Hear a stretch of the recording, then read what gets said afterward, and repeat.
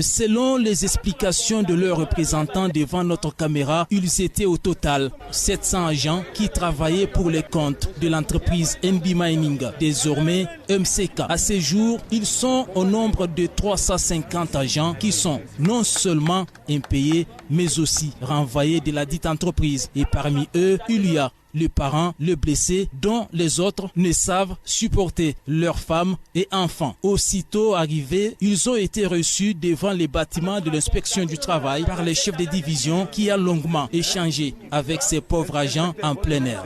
Pour que Toubafiki Cheikh Mouincho, nous devons aussi les inviter et les rassurer du climat apaisé lors de la séance de travail. C'est ce qui a été fait. Maintenant, il devait se présenter le jeudi. Mais il y a l'inspecteur instructeur du dossier qui est censé nous dire c'est à quel niveau et c'est combien d'invitations pour qu'on décide ensemble. C'est au chef de la délégation de revenir sur les faits. Les compléments qu'on commet là derrière, là, c'est une façon tout simplement de nous tromper. C'est le même employeur. Et ce qui est là, ce qu'il est en train d'éviter, c'est peut-être avoir... il ne veut pas prendre tous les travailleurs.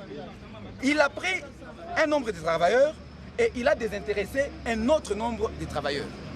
Sur base de quels critères? Pour sa part, le chef de division de l'inspection du travail s'est dit être au courant de cette situation et a promis aux revendicateurs une suite favorable car il a déjà écouté toutes les parties. Nous sommes au courant de leur doléance. Le dossier est à l'instruction auprès de l'inspecteur qui a été choisi ou désigné pour traiter ce conflit. Nous n'avions pas été consultés, mais néanmoins, quand il y a le problème, les travailleurs savent que c'est à l'inspection du travail où ils doivent venir se plaindre. Je suis M. Roatelet Kabante, le président de la délégation syndicale MCK SARL. Je voudrais transmettre notre souci à l'opinion publique par rapport au comportement de notre compatriote M. Moïse Katumbi Tchapwe depuis qu'il a repris les activités après avoir déguerpi M.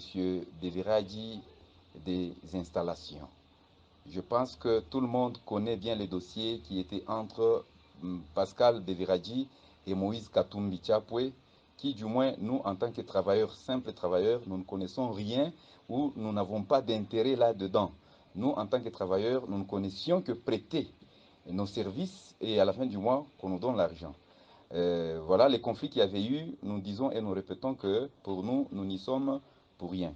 Voilà que Beviradji, quand il était venu, c'est bien sûr Moïse Katumbi qui l'avait amené, je ne sais pas d'où il l'avait amené, par quelle convention, par quel miracle, quelle magie, nous n'en connaissons rien. Mais peu après, on a trouvé que quand Moïse Katumbi avait eu des difficultés avec les gouvernements congolais à l'époque, il est allé en exil. Bon, avec son entreprise, nous, en tant que travailleurs, nous ne connaissons pas ce qu'il avait fait. Mais nous, du moins, nous sommes entrés, en tant que délégués syndicaux, nous savons qu'il y a substitution d'employeurs, il y a cession, il y a, je ne sais pas, succession d'employeurs, ainsi de suite, selon ce que définit le Code du travail. Mais néanmoins, dans tout ce qu'il y avait eu, on a trouvé que Pascal, je ne sais pas comment est-ce qu'il avait voulu s'accaparer l'entreprise, nous ne savons rien. Et peu après, Moïse Katumbi est revenu, il a chassé Pascal, mais à notre plus grande surprise, on a trouvé que M. Moïse a commencé à empêcher les travailleurs d'accéder à leur poste d'attache. Environ, on a commencé à partir à peu près à 260 travailleurs, mais à un certain moment, on a déposé notre plainte à l'inspection du travail.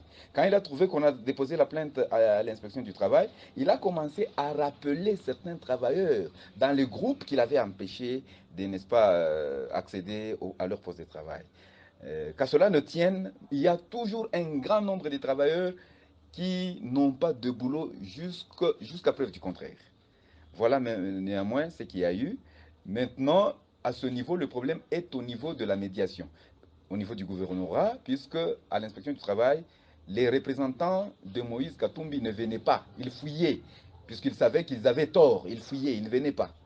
Mais depuis que le dossier est déféré au gouvernorat, depuis le 2 avril 2021, le gouverneur a établi une lettre pour la désignation des membres qui devaient constituer la commission 3 mois après, c'est-à-dire du 2 avril au 19 juillet.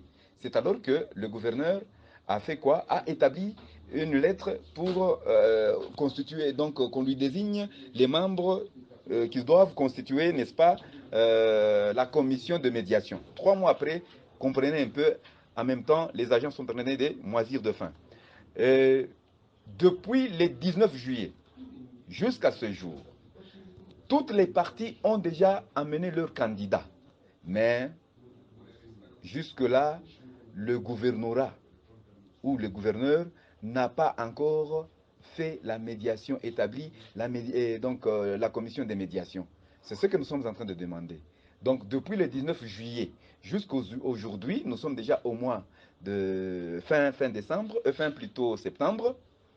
Il y a encore 2 mois qui se sont déjà écoulés. Le pauvre travailleur est en train toujours de croupir de misère. Voilà, là c'est du moins, ce sont des travailleurs que Moïse Katumbi a empêchés injustement d'accéder à leur poste de tâche pour des raisons que lui-même connaît.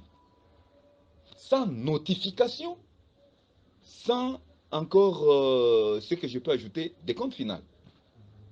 Maintenant, les travailleurs qu'il a gardés, à peu près 500 travailleurs, plus de 500 travailleurs qu'il a gardés, c'est-à-dire les travailleurs qu'il a trouvés, ce sont ces travailleurs-là qui ont gardé ses biens quand il était en exil.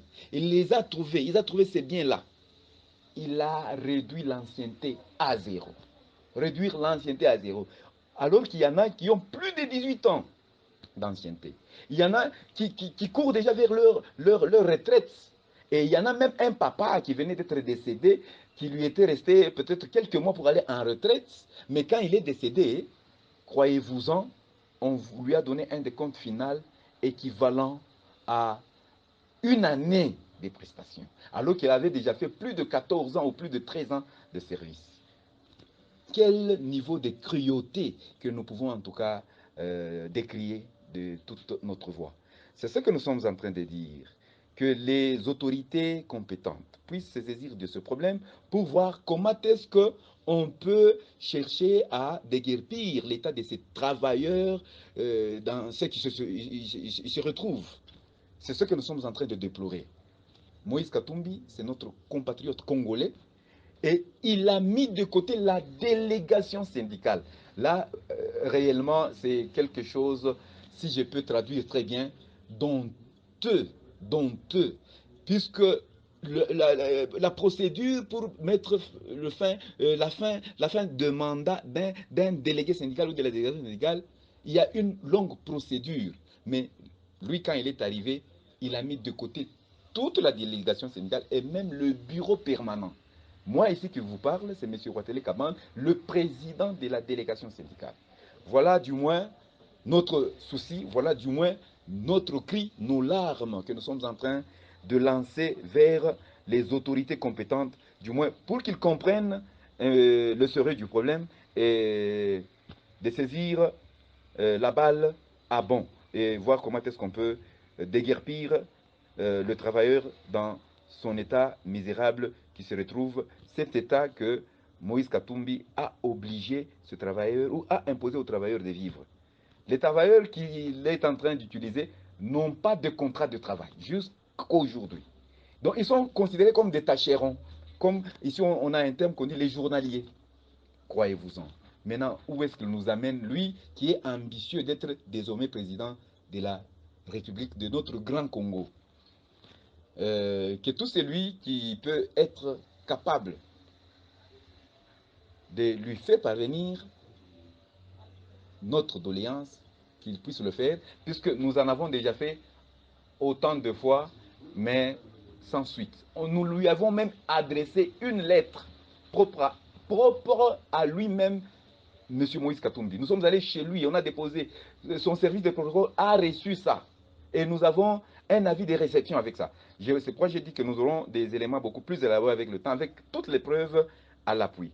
Et nous pouvons nous arrêter là et peut-être pour parler aussi en Swahili, pour permettre à tout le monde de bien nous saisir. Merci bien.